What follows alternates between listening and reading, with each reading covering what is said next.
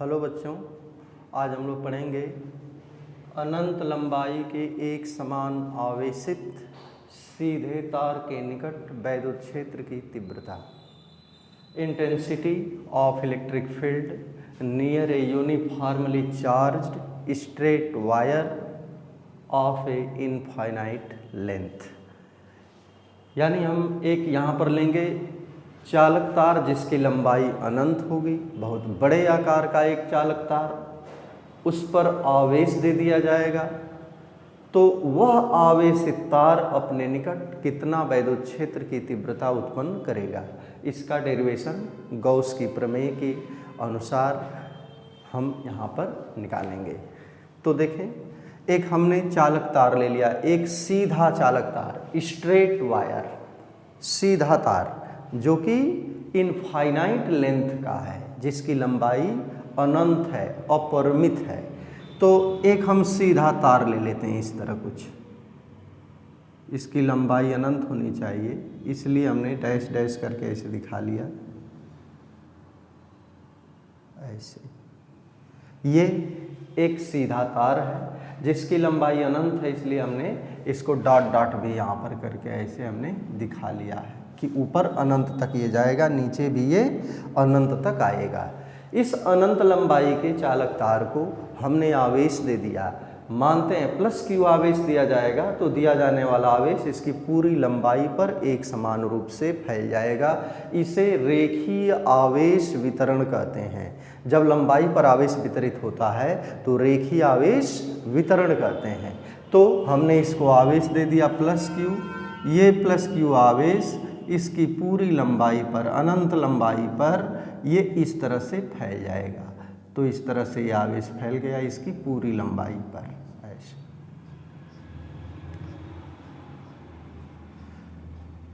ऐसे ये फैल गया। मान लेंगे आवेश का रेखीय घनत्व लेम्डा है। रेखीय घनत्व क्या होता है?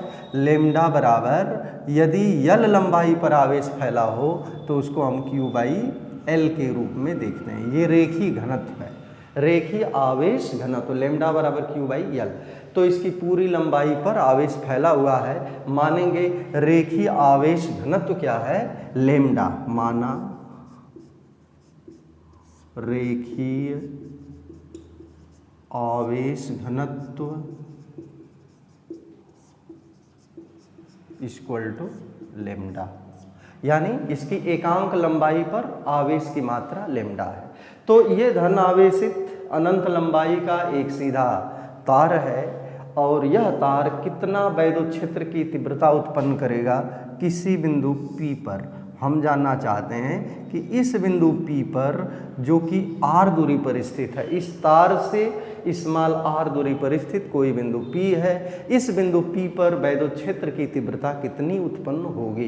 इस बड़े तार के कारण यहाँ बिंदु P पर वैद्युत क्षेत्र की तीव्रता का मान जानना चाहते हैं। इसके लिए हम एक गॉसियन पृष्ठ की कल्पना करेंगे, एक ऐसा गॉसियन पृष्ठ जो बिंदु P से होकर के गुजरता हो। यहाँ पर हम गोला नहीं ले सकते हैं क्योंकि ये तार लंबाई की दिशा में इस तरह से है, तो इसी के सिमेट्रिकल हम किसी गॉसियन पृष्ठ की कल्पना करेंगे। यहाँ पर सुविधा के लिए जो गॉसियन पृष्ठ लिया जाएगा वो एक बेलनाकार गॉसियन पृष्ठ लेंगे, एक बेलनाकार गॉसियन पृष्ठ। ये हमने माना एक बेलन के बारे में कल्पना करें, इस तरह का एक ये बेलन, एक बेलन के आकार का गॉसियन पृष्ठ लेंगे, जिस बेलनाकार गॉसियन पृष्ठ के पृष्ठ पर वक्र पृष्ठ वाला जो हिस्सा होता है उसी पर ये बिंदु P पड़ेगा यहाँ पर। तो एक गॉसियन पृष्ठ की कल्पना कीजिए, ये बेलनाकार आकृति का है, ये इस तरह से बना लीजिए। एक ये बेलन की रचना हो गई, ये बेलनाकार, ये क्या रहेगा? यही क्या है? यही है गॉसियन पृष्ठ। ये गॉसियन पृष्ठ का काम करेगा ऐसे। इसकी लंबाई जो बेलन लिए, इसकी लंबाई को यल मान लेंगे, एल, और इस बेलन के परिच्छेद की जो त्रिज्या है, यही दूरी r जो है बेलन की त्रिज्या। तो स्मॉल r त्रिज्या व l लंबाई के एक हम बेलनाकार गॉसियन पृष्ठ की कल्पना कर लिए यहाँ पर। अब इससे गुजरने वाले वैद्युत फ्लक्स की गणना करेंगे और हम वैद्युत क्षेत्र की तीव्रता का कैलकुलेशन करना चाहेंगे। ये आपका बेलनाकार गॉसियन पृष्ठ आपको दिखाई दे रहा है। इस बेलनाकार गॉसियन पृष्ठ पर 3 तरह के पृष्ठ पर हम चर्चा करेंगे। 3 तरह का पृष्ठ इसमें होगा। जैसे अगर ये बेलन है तो इस बेलन में एक वृत्तीय पृष्ठ, ये ऊपर वाला हिस्सा होता है। जितना क्षेत्रफल ये ऊपर वाले का होगा उतने क्षेत्रफल नीचे वाले का। अगर इसका क्षेत्रफल a तो नीचे का क्षेत्रफल a का मान यहाँ पर त्रिज्या r है, पाई आर स्क्वायर, तो यह भी पाई आर स्क्वायर लिखा जा सकता है। तो बेलन में 2 वृत्तीय पृष्ठ होते हैं और एक ये वाला जो हिस्सा आपको दिखाई दे रहा है ये वक्र पृष्ठ कहलाता है। वक्र पृष्ठ का क्षेत्रफल 2 पाई आर एल 2 पाई आर एच इस तरह से होता है। वृत्तीय पृष्ठ का क्षेत्रफल पाई आर स्क्वायर होता है। तो इस पर कुल मिलाकर के 3 तरह के पृष्ठ की बात करें, एक ये ऊपर वाला वृत्तीय पृष्ठ, एक नीचे वाला वृत्तीय पृष्ठ और एक ये वक्र पृष्ठ। तो इनसे गुजरने वाले वैद्युत फ्लक्स की गणना करना है। तो हम बिंदु P पर जो ये वक्र पृष्ठ वाला हिस्सा आया, यहाँ पर कोई क्षेत्रफल बात कर लेंगे।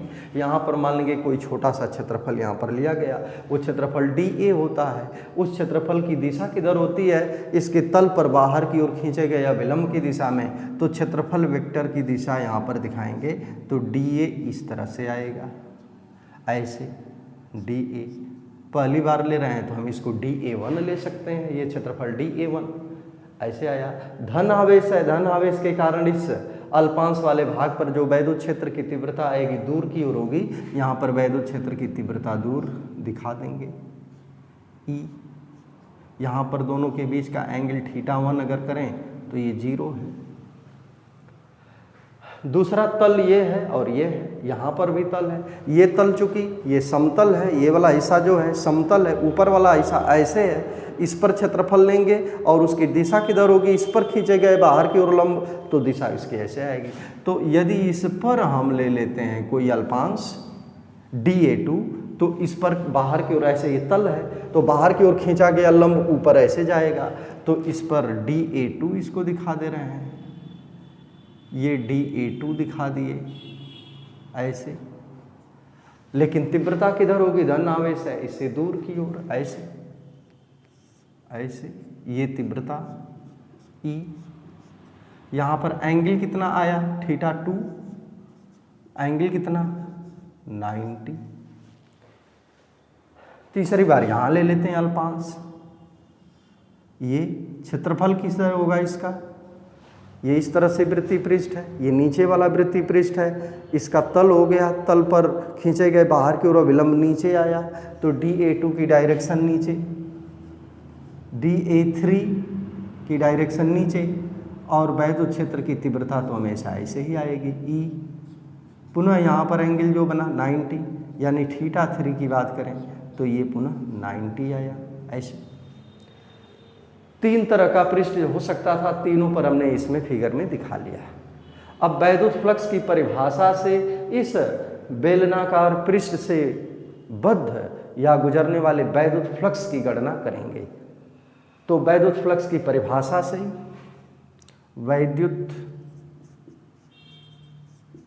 फ्लक्स की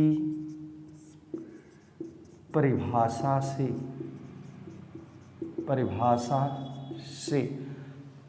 वैद्युत फ्लक्स का मान, कुल वैद्युत फ्लक्स का मान कितना आएगा, कुल वैद्युत फ्लक्स हमने मान लिया φE आएगा।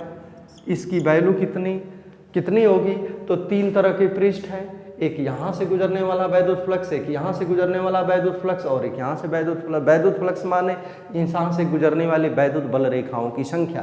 तो कितना वैद्युत फ्लक्स इधर होगा, कितना इधर होगा, कितना इधर होगा, 3 दिशाओं में है। तो हम 3 तरह से दिखा दिए, माने पहले के लिए φ1, दूसरे के लिए φ2 और तीसरे के लिए φ3 ऐसे। φ1 की वैल्यू क्या रखेंगे, φ1 माने यहाँ से गुजरने वाला वैद्युत फ्लक्स, क्योंकि इस अल्पांश से गुजरने वाला वैद्युत फ्लक्स निकालेंगे तो वेक्टर E डॉट dA1 आएगा, लेकिन संपूर्ण से जब निकालेंगे तो उसी का इंटीग्रल आ जाएगा।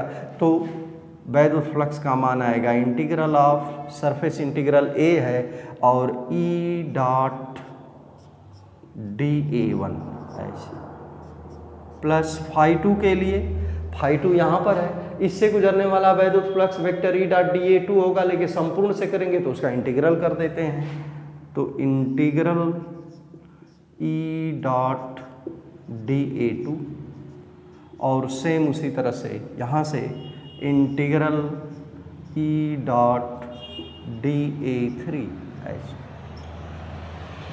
इसका विस्तार कर दें। ए डॉट बी बराबर ए बी कॉस थीटा, तो इसकी वैल्यू आएगी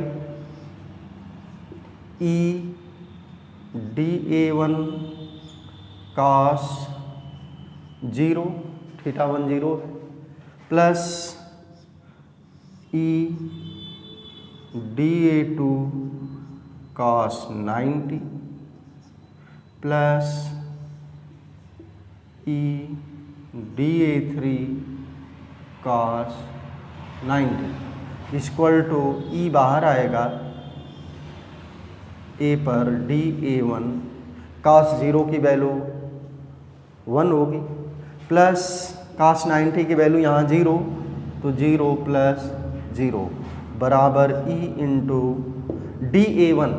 डी ए वन जो अल्पांश लिए हैं ये बेलन के वक्र पृष्ठ पर लिए हैं, बेलन के ये वक्र पृष्ठ पर लिए हैं, तो डी ए वन सबको जोड़ेंगे या डी ए वन का इंटीग्रल करेंगे, ए वन आएगा, ए वन माने संपूर्ण वक्र पृष्ठ आएगा, और संपूर्ण वक्र पृष्ठ का क्षेत्रफल कितना होता है 2 पाई आर एच, एच की जगह लंबाई एल है तो 2 पाई आर एल, ये फाई ई का मान आ गया। वैद्युत फ्लक्स की परिभाषा से आया, जिसे हम समीकरण 1 में दिखा दिए। अब एक बार गॉस की प्रमेय लगा देंगे। गॉस की प्रमेय से, गॉस की प्रमेय से, गॉस की प्रमेय कहती है कि गॉसियन पृष्ठ के भीतर जो गुजरने वाला गॉसियन पृष्ठ से बद्ध वैद्युत फ्लक्स का मान होता है वो कितना होता है 1/ε0 इंटू गॉसियन पृष्ठ के भीतर उपस्थित कुल आवेश की मात्रा। तो ये देखेंगे कि गॉसियन पृष्ठ क्या है, ये बेलन है।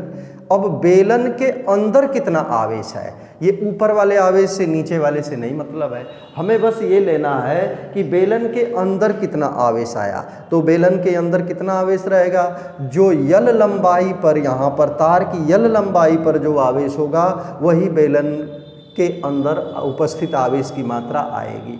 तो बेलन की यल लंबाई पर आवेश कितना होगा, एकांक लंबाई पर जो आवेश होता है उसे रेखीय आवेश घनत्व कहते हैं, लेमडा से प्रदर्शित करते हैं। तो एकांक लंबाई पर आवेश की मात्रा लेमडा, तो बेलन की यल लंबाई जो बेलन के भीतर है, यल लंबाई पर आवेश की मात्रा बराबर एल लेमडा, तो ये आएगा एल लेमडा। एकांक लंबाई पर आवेश कितना, लेमडा के बराबर है, जिसे हम रेखीय घनत्व मानते हैं, लेमडा माने हैं। तो एकांक लंबाई पर लेमडा, तो यल लंबाई पर एल लेमडा, तो बेलन के भीतर का आवेश तो यल लेमडा है। तो वैद्युत फ्लक्स की वैल्यू यहाँ से आई फाई ई बराबर कितना, एल लेमडा अपान ε0, समीकरण 2। तो वैद्युत फ्लक्स की परिभाषा से समीकरण 1 बना, वैद्युत फ्लक्स की बात बताता है, 2 से ये मिला, दोनों को बराबर करेंगे। समीकरण 1 व 2 से, 1 व 2 से कितना, 1 से निकला ई इंटू 2 पाई आर एल बराबर एल लेमडा अपान ε0, एल से एल कैंसिल होगा, ई बराबर आएगा, ई बराबर 1/2 पाई ε0, ये 2 पाई इसके जगह गया, यहाँ लेमडा बचा है अपान आर। ये वैद्युत क्षेत्र की तीव्रता का फार्मूला हो गया। हम हमेशा 1/4 पाई ε0 लिखा करते थे फार्मूला में, यहाँ 4 नहीं है, लेकिन 4 यदि बनाना चाहें तो इसमें 2 का मल्टीप्लाई करना पड़ेगा। जब नीचे 2 का मल्टीप्लाई करेंगे तो ऊपर भी 2 का मल्टीप्लाई हो जाएगा।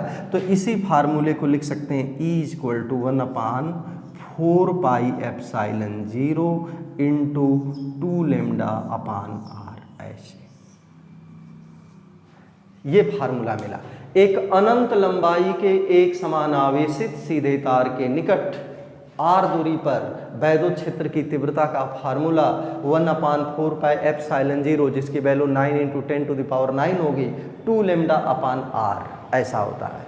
तो E की जो वैल्यू यहाँ पर आई है वह देखें, ये कांस्टेंट है, तो जो E की वैल्यू आई है वो प्रोपोर्शनल है 1/r के, यानी आवेशित तार से दूरी के बढ़ने पर वैद्युत क्षेत्र का मान घटता है, क्योंकि वैद्युत क्षेत्र की तीव्रता आवेशित तार से दूरी के व्युत्क्रमानुपाती होती है। दूरी इस तार से बढ़ेगी तो वैद्युत क्षेत्र की तीव्रता घटेगी। ये कैसा तार था? एक धन आवेशित सीधा तार था, जिसके कारण वैद्युत क्षेत्र की तीव्रता का फार्मूला ये आया। उसकी दिशा किधर आएगी? उसकी दिशा उस बिंदु से दूर की दिशा में आएगी। अगर ये ऋण आवेशित तार होता तो तीव्रता किस दिशा में आती? उस तार की ओर। धन आवेश है तो तार से दूर की दिशा में। ये वैद्युत क्षेत्र की तीव्रता का व्यंजक आ गया है।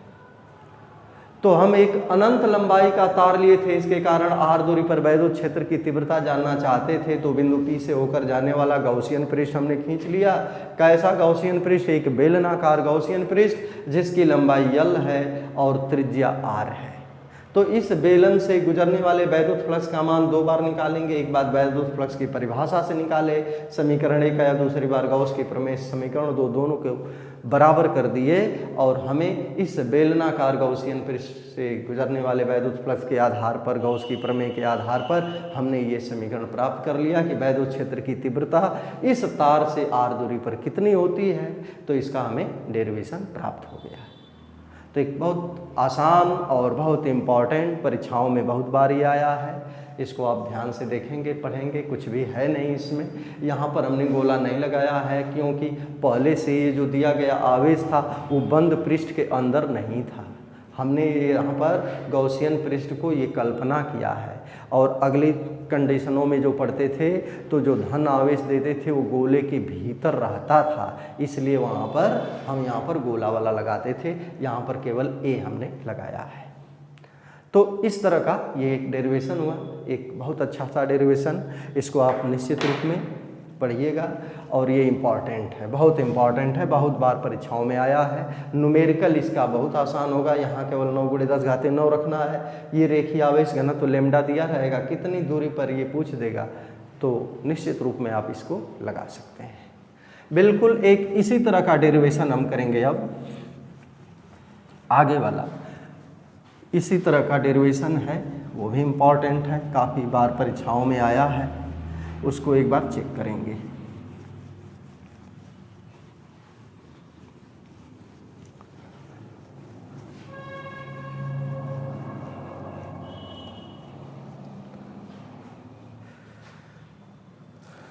आगे हम देखेंगे इसमें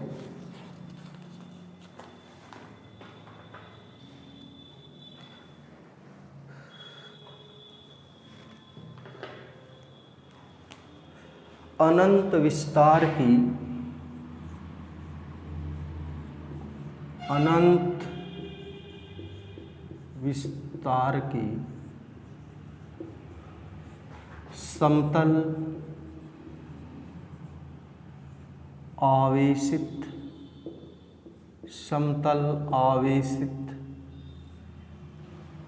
समतल आवेशित अचालक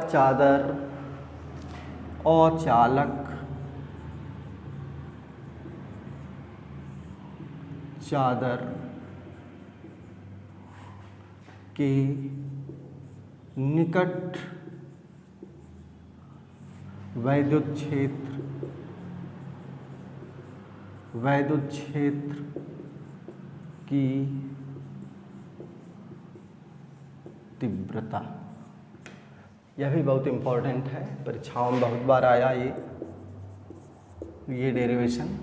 अनंत विस्तार की, एक बहुत बड़े आकार की समतल आवेशित, यहाँ अचालक चादर है। परीक्षा में दोनों आता है, चालक चादर के निकट और अचालक चादर।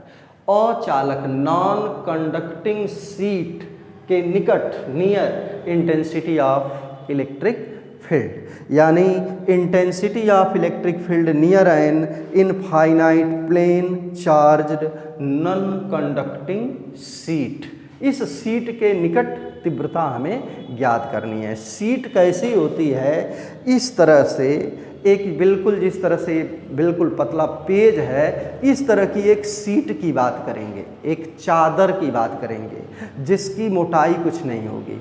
आवेश देंगे तो वह आवेश इनके पृष्ठों पर ही फैलेगा। इसके अंदर आवेश रहेगा या नहीं रहेगा, क्योंकि ये पतला बिल्कुल एकदम पतला सा है, इसके अंदर इसकी कुछ मोटाई है नहीं, तो जो भी आवेश है इन पृष्ठों पर रहेगा, इसके अंदर भी उस आवेश को मान सकते हैं और इसलिए इसको हम अचालक नाम दे रहे हैं। यही अगर मोटाई का होता, काफ़ी मोटा होता, मोटाई में अगर यही शीट जो है ये मोटाई में होती, कुछ मोटाई में अगर रहती तो आवेश देते और यदि आवेश उसके अंदर तक चला जाता तो वह तो अचालक कहलाती। लेकिन यदि वह आवेश केवल पृष्ठों पर रहेगा, अंदर नहीं रहेगा आवेश, अंदर वैद्युत क्षेत्र नहीं रहेगा, तो वह चालक बन जाएगी। यहाँ पर अचालक चादर की बात किए हैं जो अनंत विस्तार की है, यानी बहुत बड़े आकार की है। ये पेज जैसा ही है लेकिन उसका आकार बहुत बड़ा है और जब उस पर आवेश देंगे तो वह आवेश इनके पृष्ठों पर फैलेगा।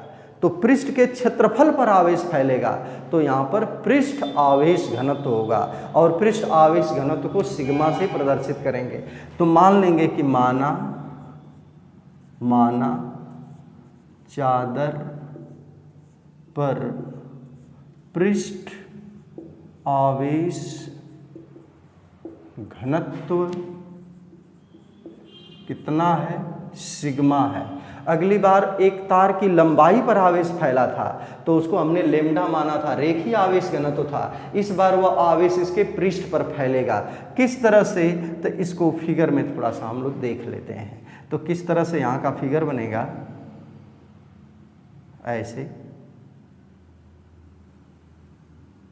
एक ये चादर हमने मान लिया,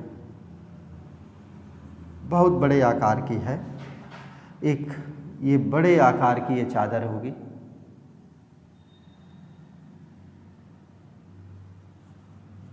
ऐसे इस तरह से एक बड़ी चादर हो गई। इस चादर पर हम आवेश देंगे, दिया जाने वाला आवेश इस चादर की पूरी लंबाई पर एक समान रूप से ऐसे ये फैल जाएगा। ये आवेश है, एक समान रूप में आवेश इस चादर पर फैल गया। इसके क्षेत्रफल ए पर आवेश फैला तो Q/A, इसी को हम सिग्मा कहते हैं। तो ये सिग्मा इसका क्या है, आवेश का पृष्ठ घनत्व है, सिग्मा। अब यह जो चादर है बिल्कुल ऐसे ये चादर रखी हुई है, इस तरह से रखी हुई है और इस चादर के निकट किसी बिंदु पर हम तीव्रता जानना चाहते हैं। ये चादर ऐसे रखी है, इस चादर के निकट, चादर के समीप ही r दूरी पर स्थित किसी बिंदु पर वैद्युत क्षेत्र की तीव्रता जानना चाहते हैं। तो चादर के निकट हम वैद्युत क्षेत्र की तीव्रता जानेंगे। ये चादर इस तरह से रखी है तो इसके निकट वैद्युत क्षेत्र की तीव्रता हम बिंदु P पर जानना चाहेंगे कि P बिंदु पर वैद्युत क्षेत्र की तीव्रता क्या होगी। इस चादर के निकट, चादर से r दूरी पर स्थित हम बिंदु P पर वैद्युत क्षेत्र की तीव्रता जानना चाहते हैं। कितनी दूरी पर, r दूरी पर, चादर से r दूरी पर। चादर चूंकि ऐसे रखी है इसलिए हम यहाँ से दिखा दिए, r दूरी पर स्थित बिंदु P पर वैद्युत क्षेत्र की तीव्रता ज्ञात करना चाहते हैं। इसके लिए हम एक गॉसियन पृष्ठ की कल्पना करेंगे।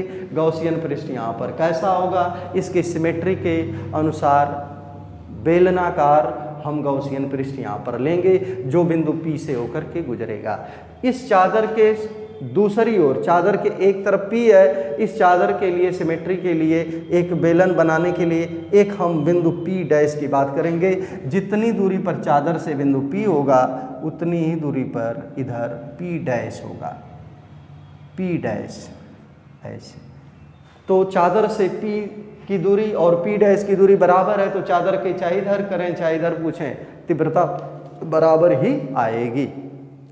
तो अब एक इसमें गॉसियन पृष्ठ की कल्पना करेंगे जो कैसे गुजरता है, जो कि इस चादर के आर पार होकर के गुजरता है और ये बिंदु P और P डैश उस बेलनाकार गॉसियन पृष्ठ के वृत्तीय पृष्ठों पर पड़ते हैं। कैसे? जैसे ये चादर है, एक बेलन ऐसे देखेंगे, जो बेलन इस चादर के आर पार आधा हिस्सा दूसरे साइड ऐसे इस तरह से माने, तो इसका आधा हिस्सा ये बेलन है, इस बेलन का आधा हिस्सा जो है इस चादर से इधर है, आधा हिस्सा इधर है। इस की यहाँ चादर से ये दूरी आर है और ये दूरी भी आर है। आर और आर दूरी पर ये बेलन के वृत्तीय पृष्ठ हैं, इधर भी है, ये समतल पृष्ठ या वृत्तीय पृष्ठ हैं, जो चादर के ऐसे प्लेन वाला जो हिस्सा है चादर के, ये वृत्तीय पृष्ठ आपस में समांतर पड़ रहे हैं। तो चादर के समांतर ये वृत्तीय पृष्ठ हैं और बिंदु P यहाँ है और बिंदु P डैश यहाँ है। P कहाँ पर है? इसके वृत्तीय पृष्ठ पर है और P डैश भी इसके वृत्तीय पृष्ठ पर है। अगर इसका अनुप्रस्थ क्षेत्रफल जो ये बेलन लिए हैं उसका कैपिटल A माने तो A क्षेत्रफल ये है और A क्षेत्रफल यह भी है, और इन्हीं बिंदुओं पर ये P और P डैश आएंगे। तो इनको हम दिखा लेते हैं थोड़ा सा बेलन को।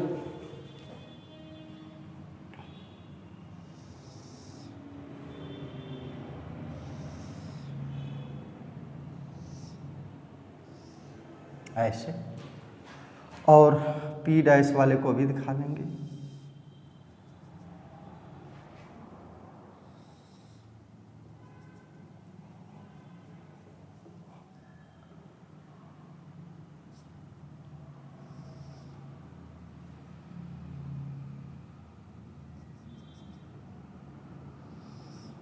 ऐसे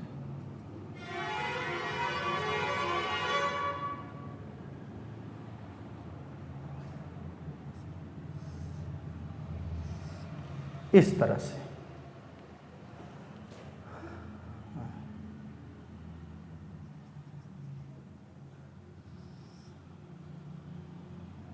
ये देखिए, आर दूरी यह भी रहेगी, यह भी आर दूरी रहेगी। तो इस चादर के आर पार एक हम बेलन गौसियन पृष्ठ की कल्पना करेंगे और ये गौसियन पृष्ठ का आधा हिस्सा इधर है, आधा हिस्सा इधर है। ये बिंदु P और P डैश जो थे वो बेलन के दोनों वृत्तीय पृष्ठों पर आ गए। अब इससे गुजरने वाले वैद्युत फ्लक्स की गणना हम कर लेंगे जैसे पीछे किए थे। अब क्षेत्रफल की बात किए हैं तो इसका पूरा पूरा क्षेत्रफल कैपिटल A है, इसका भी क्षेत्रफल कैपिटल A है। और जो बेलन जो इस समतल चादर के अंदर गया है वह समतल चादर के कितने हिस्से में प्रवेश करके गया है, तो कितने हिस्से में प्रवेश करके गया है, तो जितना ये क्षेत्रफल कैपिटल A है तो ये चादर के कितने हिस्से को पार करेगा इसके अंदर जा करके, तो ये क्षेत्रफल भी, इसका जो कटा हुआ भाग हमको दिखाई दे रहा है, ये क्षेत्रफल भी इस चादर का कितना क्षेत्रफल है, जितना ये क्षेत्रफल है वही ये क्षेत्रफल इसका है। यानी कैपिटल A क्षेत्रफल का ये वृत्ताकार पृष्ठ इस चादर में से इस बेलन के साथ चला गया है ऐसे। तो अब हम वैद्युत फ्लक्स की परिभाषा लगाएंगे। तो वैद्युत फ्लक्स की परिभाषा से निकालेंगे कि कितना वैद्युत फ्लक्स इससे होकर के गुजरता है। तो वैद्युत फ्लक्स की परिभाषा से, वैद्युत फ्लक्स की परिभाषा से वैद्युत फ्लक्स का मान क्या होगा, फाई ई बराबर, तो इसमें कितने पृष्ठ, अगली बार जैसे लिए थे 3 पृष्ठ, तो 3 कौन कौन, एक यहाँ का पृष्ठ हो गया जिसकी दिशा किधर होगी, इधर होगी, dA1। वैद्युत क्षेत्र की तीव्रता धन है तो इसके कारण E इधर, थीटा का मान यहाँ पर 0। यहाँ पर क्षेत्रफल तो वही A है लेकिन जो अल्पांश है हमने मान लिया समझने के कि ये dA2 है। तीव्रता धन आवेशित चादर है, दूर की ओर होती है, तो E2 भी इधर ही, E का मान इधर ही होगा। एक बेलनाकार पृष्ठ की बात करेंगे, ये जो गौस, ये क्या इसको कहेंगे, वक्र पृष्ठ की बात करेंगे। इस बेलन का जो वक्र पृष्ठ है वो वक्र पृष्ठ पर कोई अल्पांश लेंगे, छोटा सा हिस्सा लेंगे, तो उस वक्र पृष्ठ पर बाहर की ओर खींचा गया विलंब तो ऊपर जाएगा। तो इस पर अगर हिस्सा लेंगे तो ये dA3 इस पर ऊपर आएगा ऐसे, लेकिन तीव्रता इधर ही आएगी 90 डिग्री के एंगल पर। तो गुजरने वाले वैद्युत फ्लक्स की बात करेंगे तो φ1 प्लस φ2 और प्लस φ3। φ1 का मान कितना, अगली बार जैसे लिए थे, यहाँ पर E डॉट dA1, दोनों एक ही डायरेक्शन में है, तो E डॉट dA1 कर सकते हैं, प्लस दूसरे के लिए यहाँ से E डॉट dA2 कर सकते हैं, अब प्लस तीसरी के लिए E डॉट dA3 कर सकते हैं ऐसे। अब इनको सॉल्व करेंगे तो ये क्या आएगा, E dA1 cos 0 plus E dA2 cos 0 plus E dA3 cos 90, A3 वाला ये 90, इसको सॉल्व करेंगे, E बाहर आया, integral of dA1 plus E बाहर आएगा और इंटीग्रल ऑफ dA2 बराबर E इंटू dA1 कितना आएगा, जो इसका पूरा वृत्तीय पृष्ठ है उसका क्षेत्रफल आएगा। dA1 इस वृत्तीय पृष्ठ पर अल्पांश है, लेकिन पूरे A1 की जब बात करेंगे तो पूरे पूरा A1 की बात करेंगे तो पूरा वृत्तीय पृष्ठ आएगा, और पूरा वृत्तीय पृष्ठ A1 कहें या A2 कहें, ये दोनों का मान तो हम A के बराबर ही माने हैं। तो यहाँ का पूरा क्षेत्रफल A, यहाँ का पूरा क्षेत्रफल A, अगर यहाँ के क्षेत्रफल की बात करेंगे तो यह भी क्षेत्रफल A, तो इसका पूरा मान A आएगा। तो ये आया EA प्लस EA बराबर 2EA, ये वैद्युत फ्लक्स का मान आया, समीकरण नंबर 1 आ गया। ये वैद्युत फ्लक्स की परिभाषा से दूसरी बार गॉस की प्रमेय लगा देंगे। अब गॉस की प्रमेय कैसे, तो गॉस की प्रमेय से प्रमेय से वैद्युत फ्लक्स का मान क्या होता है, 1/ε0 इंटू इस गॉसियन पृष्ठ के भीतर आवेश की मात्रा। गॉसियन पृष्ठ के भीतर कितना आवेश गया है, इस पूरी चादर पर चाहे जो भी आवेश था, इस गॉसियन पृष्ठ के अंदर वही आवेश गया जो इस चादर के क्षेत्रफल A पर पड़ता। अगर इसको निकाल दिए, ये इसका हिस्सा इसमें हम प्रवेश कराए तो कितने क्षेत्र चादर का कितना हिस्सा इसे कट रहा है, ये हिस्सा, ये कितने के बराबर है, इसी के बराबर है, कैपिटल A के बराबर है। तो एकांक क्षेत्रफल पर आवेश सिग्मा, तो इसके कैपिटल A क्षेत्रफल पर कितना आवेश आएगा, A सिग्मा। तो वही A सिग्मा आवेश ही इस चादर के अंदर रहेगा। इस चादर के अंदर ये गॉसियन पृष्ठ के अंदर कितना आवेश रहेगा, A सिग्मा के बराबर। जो चादर का A क्षेत्रफल इस बेलन के अंदर प्रवेश किया है, उस पर आवेश की मात्रा A सिग्मा इस बेलन के भीतर आवेश होगा। तो 1/ε0 इंटू A सिग्मा बराबर आया A सिग्मा /ε0, समीकरण 2। अब समीकरण 1 और 2 की तुलना करेंगे, 1 और 2 की तुलना करेंगे तो आएगा 2EA बराबर A सिग्मा /ε0, सिग्मा A से A कट गया तो E बराबर सिग्मा / 2ε0। ये फार्मूला आया है। ये फार्मूला हमको मिला कि एक अनंत विस्तार की समतल चादर होगी तो उस चादर के निकट r दूरी पर वैद्युत क्षेत्र की तीव्रता इतनी आती है। लेकिन इस सूत्र में हम देख रहे हैं r तो आया ही नहीं। r नहीं आने का मतलब ये है कि इस चादर के समीप ये r का मान अधिक हो, कम हो, यानी चादर के समीप लें या थोड़ा सा दूर कर दें। जब इसमें r है नहीं तो वैद्युत क्षेत्र की तीव्रता दूरी से स्वतंत्र है, इसलिए इस चादर के निकट, चाहे हम यहाँ पॉइंट लें, चाहे यहाँ लें, चाहे यहाँ लें, चाहे यहाँ लें, कहीं लें, हर जगह वैद्युत क्षेत्र की तीव्रता एक समान आती है, बराबर आती है, जिसकी वैल्यू सिग्मा / 2ε0 आता है। तो इस धनावेशित समतल चादर के निकट हमने वैद्युत क्षेत्र की तीव्रता का मान देख लिया, उसकी दिशा किधर होगी, तो यह चादर है, धन आवेशित है, तीव्रता यहाँ से देख रहे हैं दूर की ओर, तो धन आवेशित चादर के कारण वैद्युत क्षेत्र की तीव्रता चादर के लंबवत उससे दूर की ओर होती है, और ऋण आवेशित चादर होती तो चादर के लंबवत चादर की ओर होती। तो धनावेशित चादर के कारण वैद्युत क्षेत्र की तीव्रता दूर की दिशा में, ऋणावेशित के कारण उस चादर की ओर होती है।